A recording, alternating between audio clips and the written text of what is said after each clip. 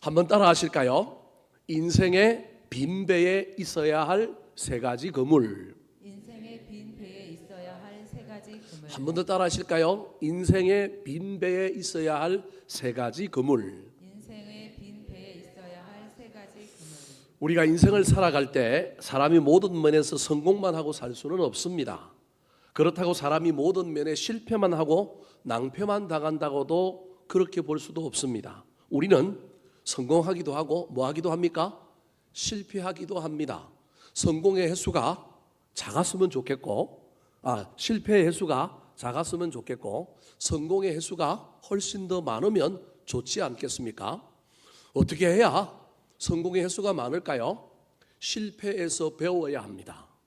그래서 똑같은 실수를 반복하지 않고 실패해서 그 이유를 깨닫고 다시 일어서서 성공의 길로 나아가면 우리 인간이 연약하고 부족하기는 하지만 훨씬 더 형통한 길, 성공의 길을 향하여 나아갈 수 있습니다.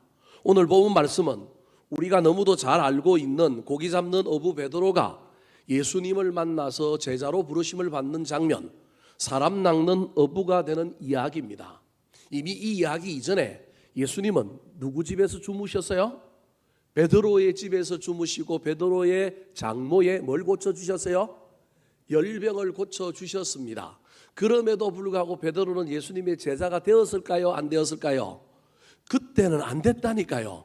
우리는 예수님이 베드로 딱 만나자마자 처음부터 고기 낚는 어부가 되게, 사람 낚는 어부가 되게 부르셨고, 그냥 예수님의 제자들은 예수님이 딱 지나가다가 그냥 나를 따르라 그러면 그냥 신기하게 기적처럼 따른 것 같지만 그렇지 않고 관계전도 어느 정도의 어떤 시간 속에서 예수님과 제자들은 마주치기도 하고 만나기도 하고 서로 어떤 공간에 같이 있고 어떤 사건 속에 같은 경험 속에 있었다라고 하는 걸 저와 여러분 잊어버리면 안 됩니다. 이미 안면이 있는 사람들입니다.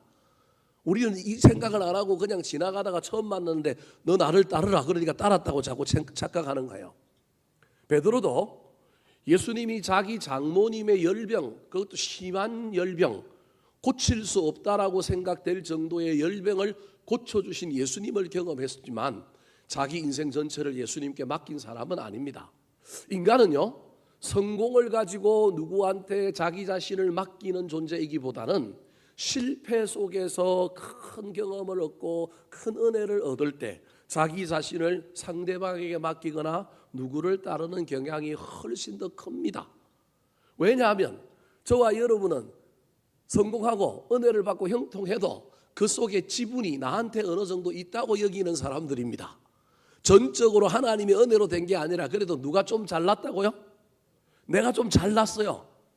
내가 조금 복을 받을 만하고 벌어진 일에 내가 어떤 기여를 했기 때문에 내가 경험하고 있는 이 좋은 일에 전부 다가 예수께로부터 왔다 하나님의 은혜라고 인정하지 않는 게 저와 여러분입니다. 제 말이 맞는지 안 맞는지 여러분 인생을 한번 쭉 살펴보십시오.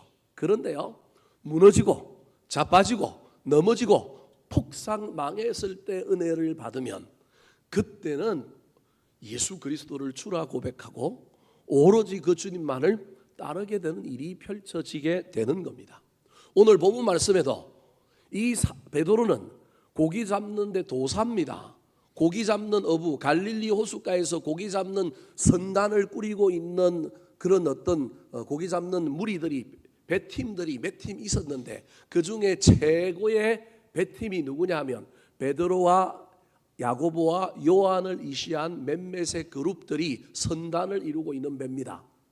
아마도 이 선단의 주인은 세베대인 것 같습니다. 제가 보기엔 요한의 아버지 세베대가 엄청난 부자로 배를 여러 척 가지고 있고 그 여러 척 배 중에 하나는 돈을 열심히 벌어서 선장노릇 해가지고 베드로가 소유하고 있을 가능성이 있는 배. 오늘 본문에 예수님께서 누구 배에 올랐다고 이야기해요? 베드로의 배에 올랐다고 이야기할 때 이 베드로가 배가 베드로의 소유의 배인지 베드로가 선장을 노릇하고 있는 배인지는 오늘 본문 말씀으로는 정확하게 알 수는 없지만 지금 베드로라고 하는 사람에게 세베대라고 하는 어떤 사람이 자기 아들들을 위탁시켜서 경영 수업을 시키고 있는 거예요. 큰 수산업을 하는 사람이 세베대인데 이게 직할로 고기를 잡아가지고 떼다가 팔고 우리로 치면 냉동 창고도 있고 저 도심지에 직영 매장도 있고 이런 사람이 세베대란 말이에요. 그러려면 고기의 수급부터 아들들이 배워서 자기 사업을 잘 따라가야 된단 말이에요. 그런데 그 사업에 가장 자기가 보기에 밑바닥에서부터 고기 잡는 것부터 요한과 야고보가 배우고 와야 되는데 그걸 배울 유일한 사람이 이 세베대의 입장에서 보면 갈릴리 호숫가에서 선단을 꾸리고 고기를 잡는 수많은 고기잡이 어선들 중에 최고가 누구라고요? 베드로였을 가능성이 있는 거예요. 그래서 그 베드로 밑에 자기 아들들을 위탁하여 소위 말하는 고기 잡는 어부 수업을 시키고 있는 거예요. 평생 고기잡이 시키려고 한 게 아니라 이 세베대는 그 아들들을 나중에 어디로 보낼 거예요? 그 지역의 가장 큰 도시인 가버나움을 거쳐서 그 다음에 어디로 보낼 거냐 하면 예루살렘으로 보낼 거예요. 그래서 예수님이 잡혔을 때 여러분 가야바라고 하는 사람, 안나스라고 하는 대제사장 집에 잡혀가서 신문을 받는데 그 집에 베드로가 나중에 따라가잖아요. 못 들어가는데 누가 문을 열어줬느냐 하면 요한이 그 집 사람들을 갖고 알아서 문지기한테 속닥속닥 하니까 같이 넣어준 거예요. 그래서 거기에 누가 들어갔느냐 하면 베드로가 들어간 거예요. 그러니까 예루살렘에 집이 있는 사람이 누구냐 하면 그리고 예루살렘의 정치권에 줄을 대고 있고 종교권에 줄을 댈 수 있는 엄청난 지방의 호족, 지방의 유지가 누구냐 하면 세베대라고 보면 됩니다. 그 세베대가 가장 믿는 사람이 누구냐 하면 베드로. 고기 잡는데 귀신, 고기 잡는데 최고의 전문가인 거예요. 근데 이 전문가가 오늘 본문에서는 뭘 해요? 실패를 해요. 고기 잡으러 나갔는데 어군 탐지기도 다 동원하고 물때도 보고 바람도 보고 뭐 경험 산전수전 공중전 다 겪어가지고 정말로 고기 잡는데 최고인 이 베드로가 고기 잡으러 나갔는데 고기잡이에 실패하고 돌아왔습니다. 5절 말씀 같이 한번 읽어볼까요? 시작. 시몬이 대답하여 이르되 선생님 우리들이 밤이 새도록 수고하였으되 잡은 것이 없지만은 말씀에 의지하여 내가 그물을 내리리이다 하고 아직 예수님을 구세주로 여기지 않기 때문에 베드로가 자기 장모님의 열병을 고침받았지만 여전히 예수님을 향하여는 뭐라고 불러요? 선생님, 랍비어라고 부르고 있는 거예요. 우리가 밤이 새도록 수고하였는데 잡은 것은 있다고요? 없다고요? 없다라는 거예요. 인생의 실패, 쓴맛을 본 사람이 누구냐 하면 베드로입니다. 사랑하는 성도 여러분, 저와 여러분이 인생을 살다 보면 성공만 하고 형통만 일어나고 좋은 일만 일어날 수만 있다면 얼마나 좋겠습니까? 오늘 본문의 베드로처럼 이 엄청난 실패 가운데 우리도 거할 수 있습니다. 그때 저와 여러분의 인생의 배에는 무엇이 있어야 할까요? 배에서 고기 잡는 어부에게는 제일 중요한 것이 그물인데 저와 여러분의 인생이 배라고 얘기한다면 그 인생의 배에 어떤 그물이 있어야 우리는 실패를 넘어서서 성공으로 달려가고 마침내 예수님을 만나고 예수님을 따라가게 될까요? 첫 번째 그물입니다. 저와 여러분의 인생의 배에 있어야 될 그물 따라 하시겠습니다. 씻는 그물. 자, 2절 말씀 같이 한번 읽어볼까요? 시작. 호숫가에 배 두 척이 있는 것을 보시니 어부들은 배에서 나와서 그물을 씻는지라. 배가 몇 척 있어요? 두 척. 한 척은 누구? 베드로. 한 척은 누구? 야고보와 요한일 가능성이 많은 거예요. 그 두 배가 그러면 두 배가 그물을 던져서 합쳐서 잡는 업. 이렇게 가운데서 출발하여 그물을 던지고 어떻게 하는 거예요? 포위해서 이렇게 가서 고기를 잡는 거예요. 그물의 코가 제가 보기엔 아주 작아서 그 안에 들어오는 고기는 큰 고기부터 작은 고기까지 다 잡히는 어업 방식을 쓰고 있는 거예요. 그래서 배가 두 척씩 가야만이 고기를 잡는 어업이 갈릴리 호수에서 벌어지고 있는 거예요. 여러분 제가 저런 거 잘 알죠? 제가 어디 출신이라서 저런 걸 잘 알까요? 제가 섬 출신이라서 제가 저 경상남도 통영에서 배 타고 가면 한산도라고 하는 섬 출신이라서 제가 맨날 제 고향 앞바다에서 멸치 잡는 배가 두 척이 나가갖고 이렇게 해가지고 끌어당기고 있으면 한참 끌어당길 때 되면 저쪽에서 배 하나가 더 와요. 멸치 잡아갖고 배 위에서 뭐 하려고? 삶으려고. 그래서 멸치 잡는 배는요 몇 척이 선단이냐면 네 척이 선단이에요. 아주 작은 배 하나는 거기에 어로장이라고 하는 사람이 딱 앉아갖고 뭐만 보느냐면요, 그 바다 속에 있는 어군 탐지기 가지고 멸치떼들이 있는 데만 보고요, 그물 던져라고 지시하면 배 2개가 갖고 그물 던져요. 그리고 한참 잡고 있으면요, 큰 배가 하나 와요. 그 배는 뭐 하느냐면요, 그 배에서 불 때 가지고 멸치를 뭐 하는 거예요? 삶아요. 그래야 선도가 아주 뛰어나서 아주 잘 팔리는 거예요. 거기서 배 위에서 삶아가지고 삶으면서 육지로 가는 거예요. 가서 또 내려가서 말리는 거예요. 갖고 가서 삶으면 이미 싱싱하지가 않아서 멸치 값이 없는 거예요. 이걸 제가 보고 자랐는데 성경을 보니까 갈릴리 호수의 어업도 비슷한 거예요. 그래서 2척이 필요했다라는 거예요. 중요한 건 허탕을 치고 헛수고에 밤을 보내고 온 거예요. 그때나 지금이나 어느 동네든지 여러분 고기를 잡으려면 언제 나가야 되냐면 12시 넘어서 나가야 돼요. 1시, 2시, 3시에 나가야 고기 잡으러 나가야 돼요. 왜냐하면 사람은 낮에 놀지만 고기들은 언제 놀아요? 이상한 고기들은, 놀새들은 낮에도 놀지만 보통의 고기들은 언제 논다고요? 밤에 놀아요. 왜냐하면 그 고기들은 뭘 먹어야 돼요? 플랑크톤을 먹어야 되는데 플랑크톤은 고기 눈에 언제 잘 보여요? 밤에 잘 보이는 거예요. 그래서 고기들은 우리하고 달리 언제 돌아다니는 거예요?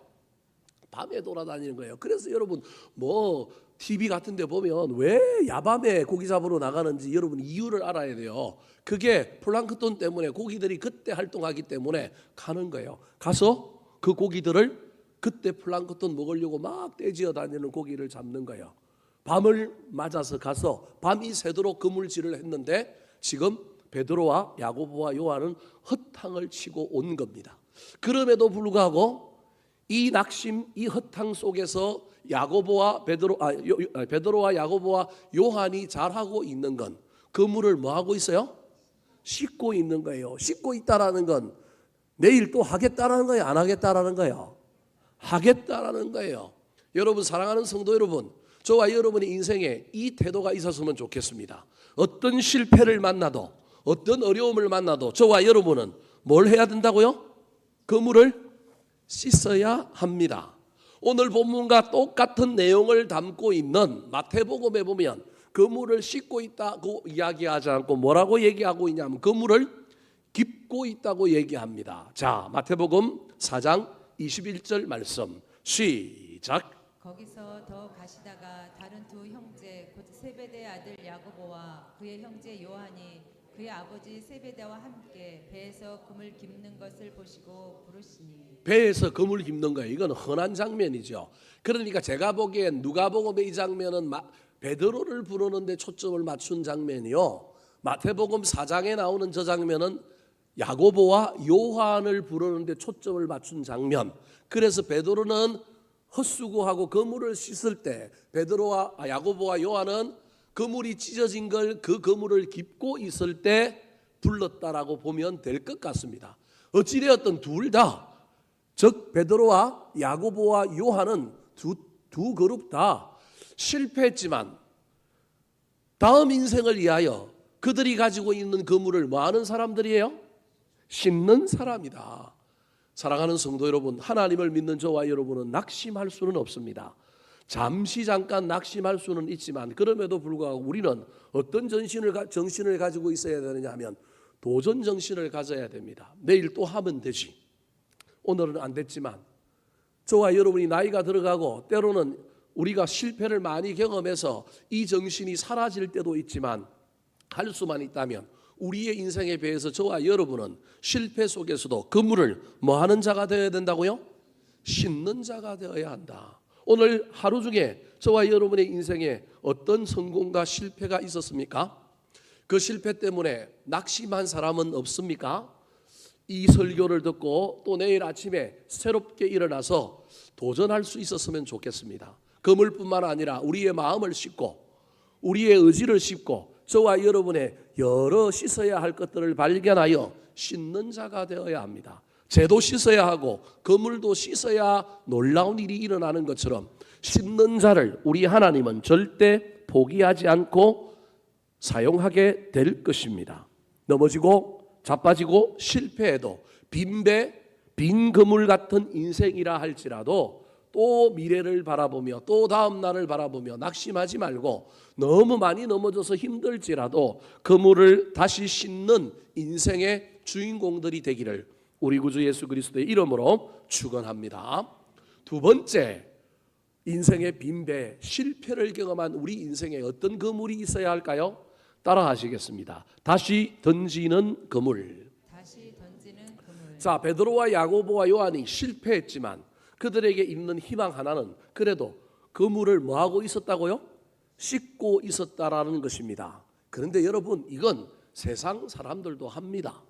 믿음이 있는 사람들만 하는 것이 아니라 그물 씻는 것 정도는 믿음 안에 있는 사람들 말고도 믿음이 없어도 세상에 있는 사람들도 그 그물을 뭐예요? 씻어요. 그물을 씻고 그 다음날 또 던져도 또 성공한다는 보장은 없어요. 성공할 수도 있지만 뭐 10번 찍어 안 넘어가는 나무 없고 그물 씻었으니 또 도전하고 또 도전하다 보면 또 성공하겠지. 이게 세상의 논리입니다. 그런데 우리는 이 세상의 논리 가운데 중간에 반드시 거쳐야 할 또 다른 과정이 있다는 사실을 기억해야 합니다. 세상 사람들은 이 과정을 거치지 않고 어떤 의지가 좋은 사람, 인생의 태도가 좋은 사람은 실패하고 넘어져도 그물만 씻습니다. 그리고 또 그물 던지려고 애를 씁니다. 그런데 성경은, 오늘 본문은 여러분, 씻는 그물 다음에 그 그물이 실려 있는 배에 누가 올라와야 된다고요? 예수님이 올라와야 되는 거예요. 이게 성경과 세상 사람들의 이야기가 다른 내용인 거예요. 이거 없이 그물만 씻고 다시 그물 던지려고 하면 큰일 납니다. 실패한 우리 그리스도인들은 그물도 씻어야 되지만 우리가 하는 씻는 행위는 세상 사람들도 똑같이 하는 행위라니까요. 찾아오시는 하나님의 은혜가 있어야 합니다. 3절 말씀 같이 한번 읽어볼까요? 시작. 예수께서 한 배에 오르시니 그 배는 시몬의 배라. 육지에서 조금 떼기를 청하시고 앉으사 배에서 무리를 가르치시더니. 예수께서 한 배에 오르셨다. 이게 이제 베드로의 배에 오르신 거예요. 그 배는 시몬의 배라. 그러면서 올랐는데 그냥 육지에서 배를 좀 띄기를 청하시는 거예요. 배에 오르고 앉았다. 두 가지 동사가 저기에 나오는데요. 그 다음에 나오는 동사가 가르치시더니, 저 세 가지 동사가 배 위에서 벌어진 겁니다. 여러분, 저 놀라운 이야기를 저와 여러분이 잘 기억해야 됩니다. 목사님, 저는 하나님이 안 찾아오시던데요. 내 인생의 배도 좀 주님이 올라왔으면 좋겠는데요. 여러분, 안 찾아오신 것이 아니라 찾아왔는데 내가 외면했거나 내가 몰랐을 가능성이 있습니다. 여러분, 우리 주님은 실패한 인생에게 늘 찾아오시는 분입니다. 찾아오셔서 배에 오르셔서 배를 좀 띄워달라고 청하고 있는데 우리는 오르신 줄도 모르고 찾아오신 줄도 모르고 예수님이 요구하고 요청하시는 배를 띄우라고 하는 그 요청에 우리는 응답하지 않고 있을 가능성이 많습니다. 계시록 3장 20절에 보면 볼지어다 내가 문 밖에 서서 뭘 두드린다고요? 문을 두드리노니 그 문 두드리는 소리를 열고 문을 열면 그 문은 바깥에서 열 수 없는 문이. 우리 주님이 뭐 못 열겠어요? 못 열면 우리 주님은 벽을 뚫고라도 뭐예요? 들어가잖아요. 부활하신 후에 숨어있는 제자들 문도 안 열어줬는데 그들 가운데 들어오신 분이 누구예요? 예수님이잖아요. 그런데 여기서 계시록 3장 20절에서 볼지어다라고 하는 그 이야기 속에는 여러분, 우리가 주님을 모실 수 있느냐 없느냐에 대한 이야기가 훨씬 더 초점인 거예요.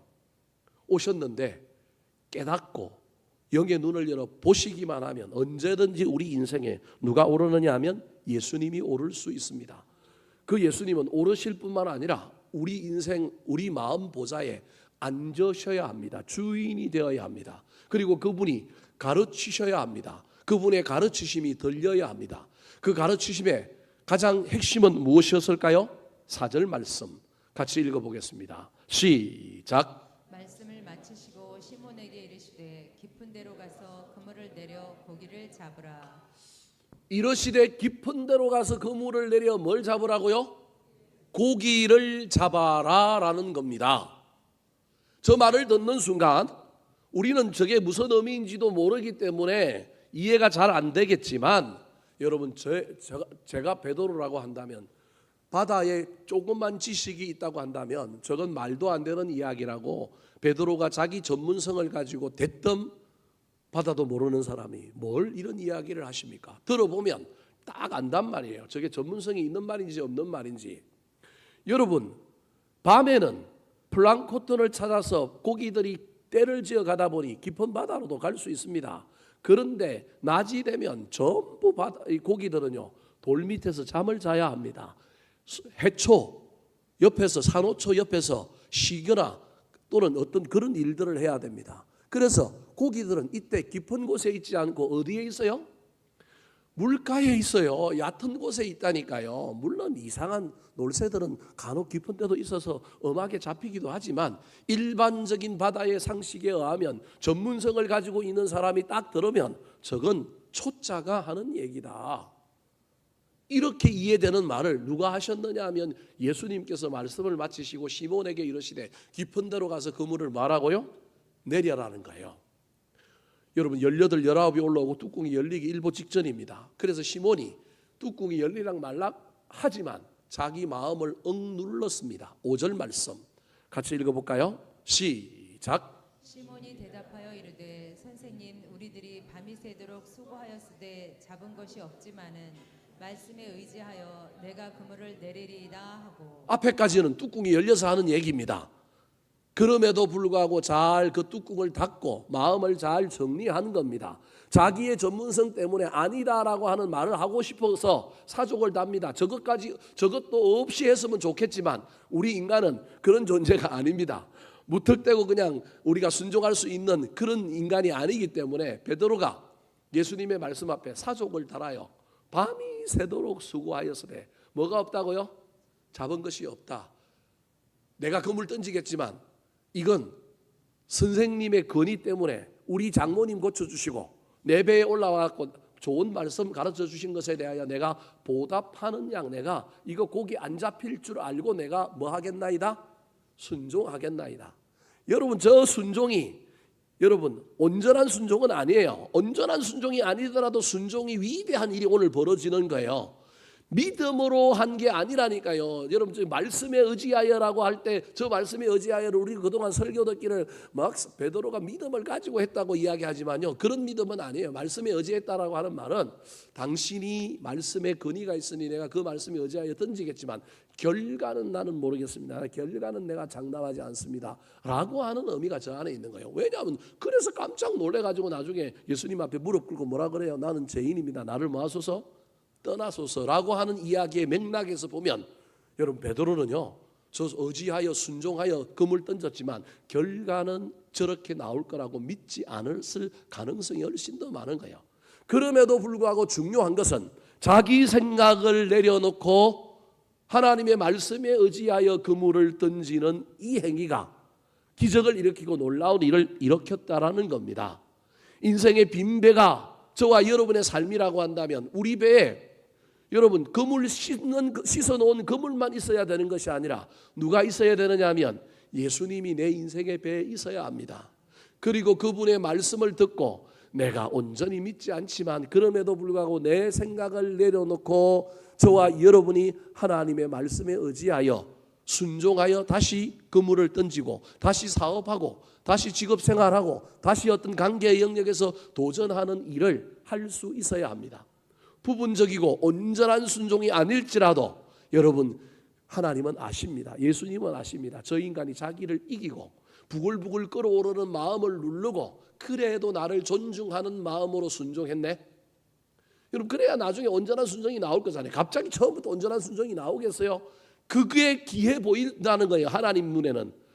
예수님 눈에는. 우리는 그걸 처음부터 그냥 온전한 순종이라고 이해하고 있지만 성경의 긴 안목에서 보면 절대 이 순종은요 온전한 순종이 아니지만 그럼에도 불구하고 처음 믿은 사람, 처음 주님과 관계 맺고 있는 이 영역에 있어서 이 사도 바울이 자기 전문성을 탁 꺾고 주장하고 말도 안 되는 소리 하지 말라고 저리 가라고 그럴 수 있음에도 불구하고 여러분 자기를 죽이고 순종한 것은 위대한 일입니다. 신앙은 이렇게 시작하는 겁니다. 이 순종이 나중에 커져가고 나중에 온전해져 가면 되는 것입니다. 그렇게 순종했더니 어떤 일이 펼쳐졌습니까? 6절 말씀 같이 한번 읽어보겠습니다. 시작. 그렇게 하니 고기를 잡은 것이 심히 많아 그물이 찢어지는지라. 사랑하는 성도 여러분, 세상에 변화가 일어나기를 원합니까? 문제가 해결되기를 원합니까? 여러분, 반드시 내가 변하는 일이 있어야 합니다. 이 원리를 잊어버리면 큰일 납니다. 우리는 신앙이라고 하는 이름 속에서 기적이라고 하는 논리를 가지고, 여러분, 우리는 이상한 믿음을 가지고 있습니다. 믿음만 있으면, 하나님이 행하시면 세상의 모든 변화는 다 일어난다고 생각합니다.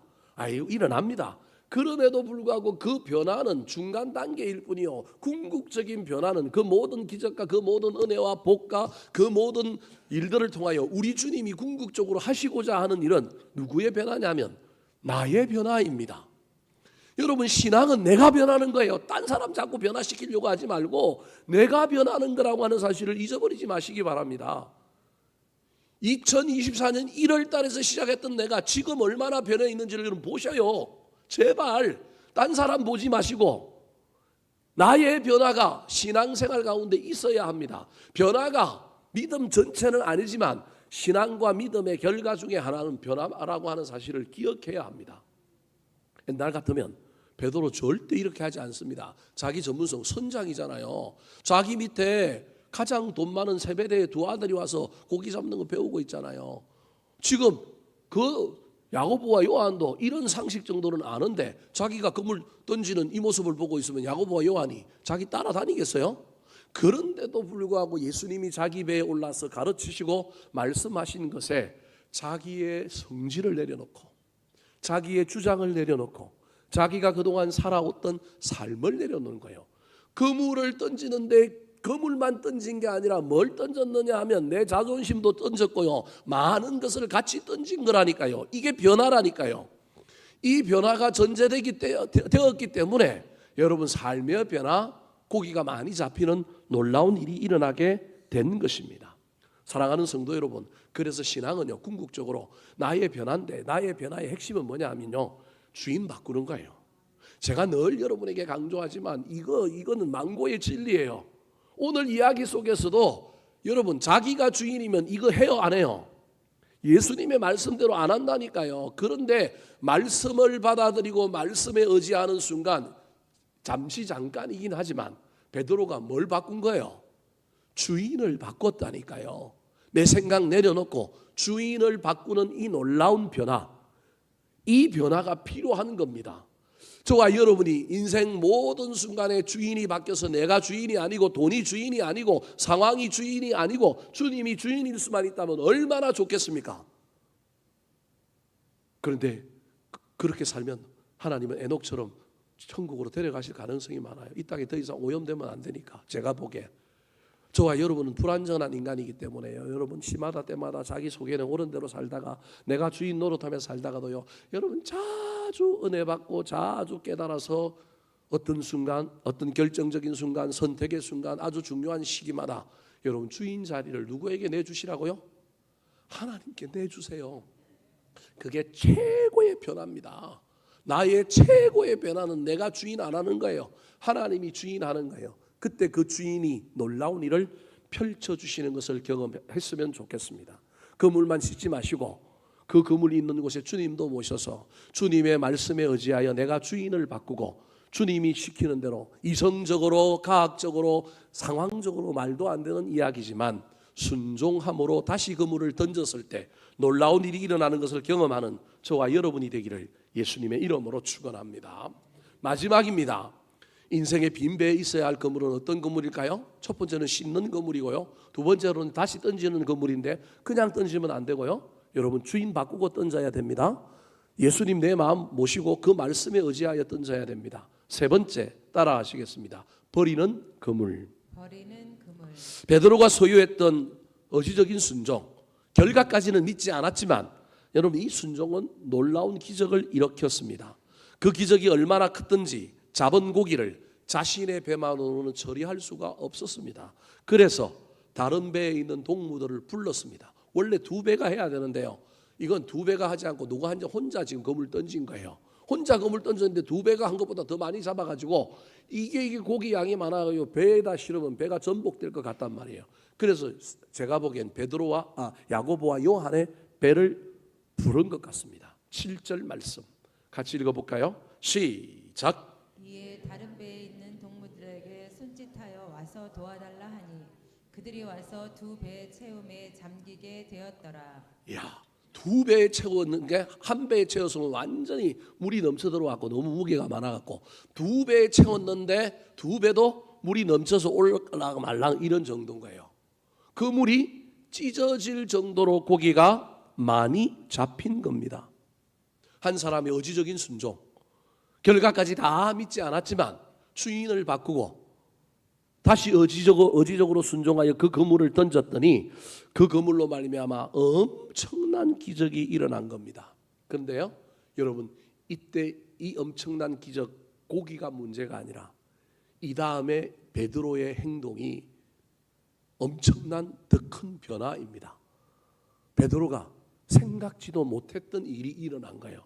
베드로의 머릿속에, 그의 어부 생활 속에, 그가 가지고 있던 체험과 이성의 논리 속에 오늘과 같은 이런 생각도 해본 적이 있어요, 없어요?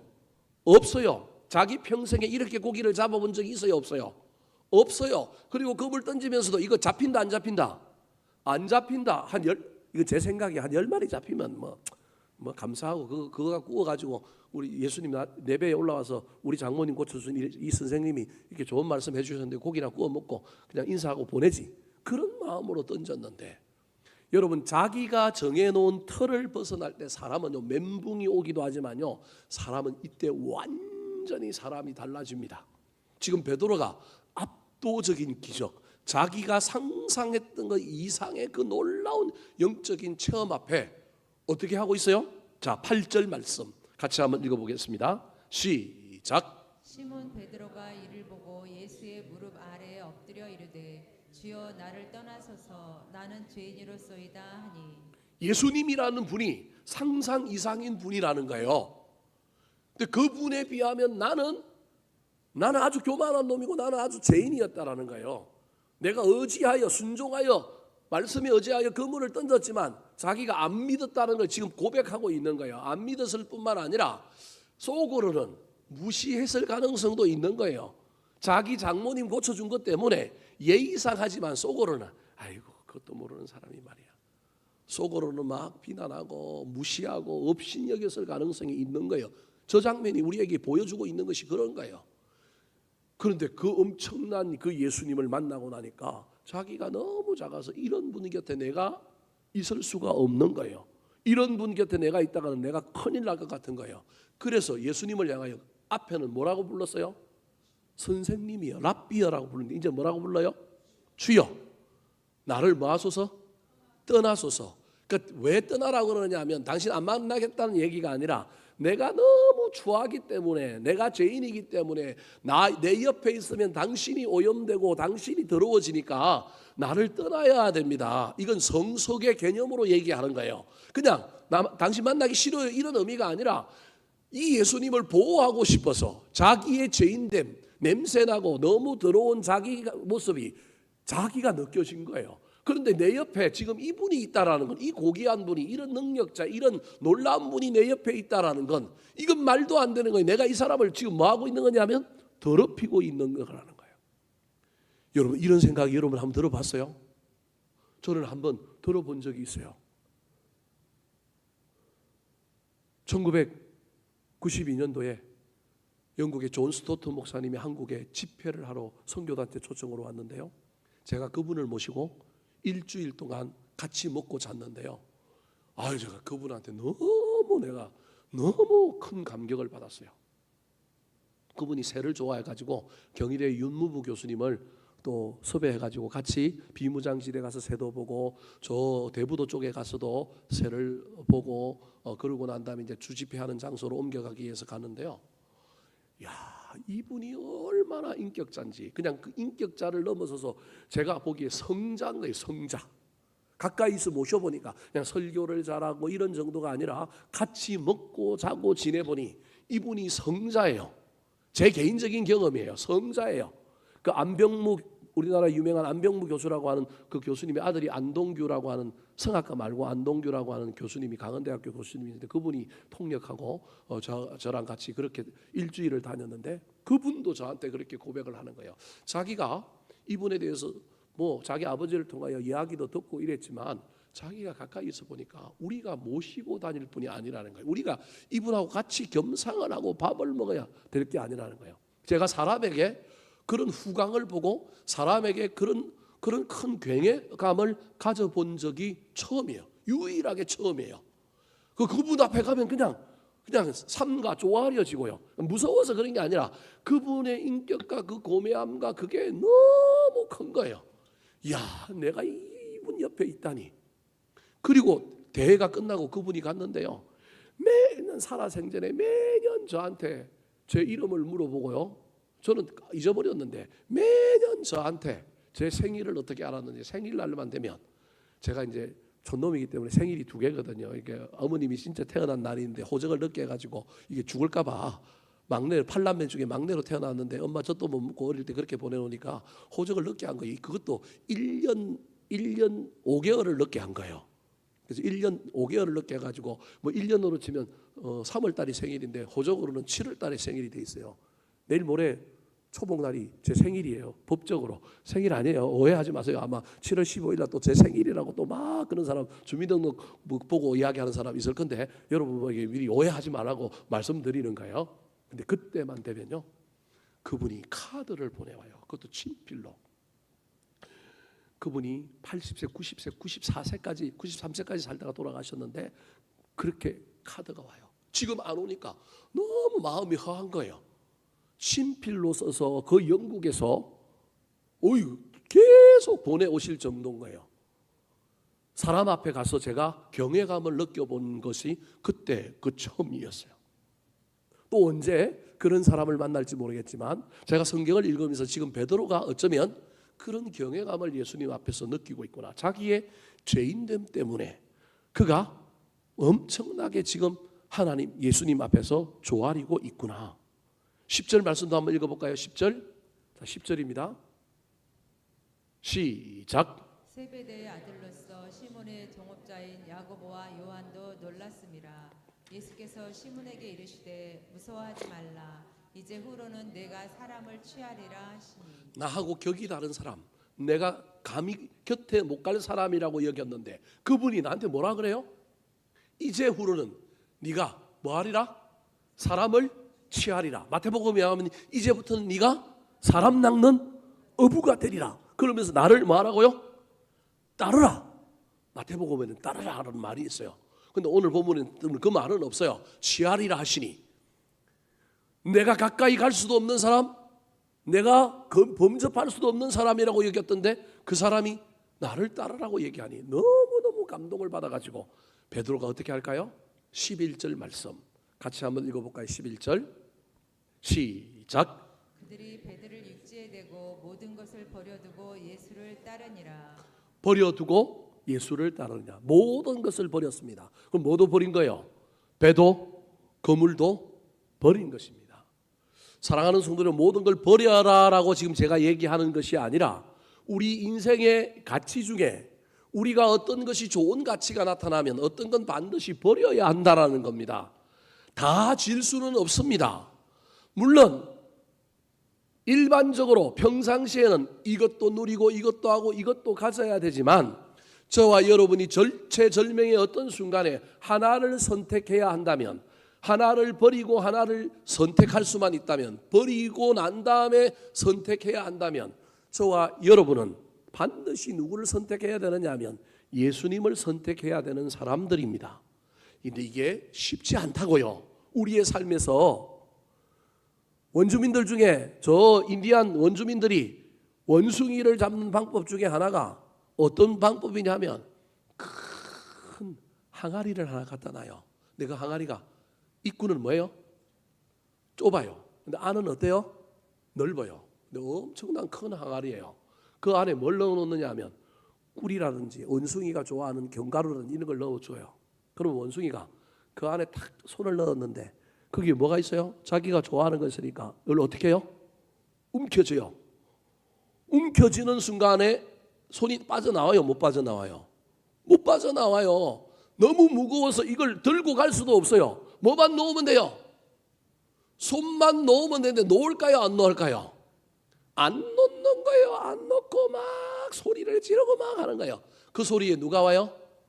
인디안 원주민들이 와요. 뭐 잡으러?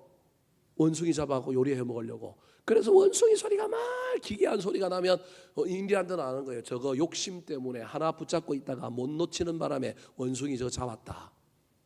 나무에 있는 원숭이를 어떻게 잡아요? 쫓아가서 잡을 수 있을까요? 못 잡아요. 그런데 그 원숭이의 욕심을 이용하여 원주민들이 그렇게 원숭이를 잡는 거예요. 여러분, 사랑하는 성도 여러분, 우리 인생의 빈배입니까? 실패입니까? 어쩌면 내가 버리지 않고 뭔가를 쥐고 있기 때문에 실패했을 가능성이 있다는 사실을 오늘 본문의 이야기에서 캐치할 수 있었으면 좋겠습니다. 버리지 않고 기적이 일어나고 버리지 않고 새로운 것이 일어나기는 쉽지 않습니다.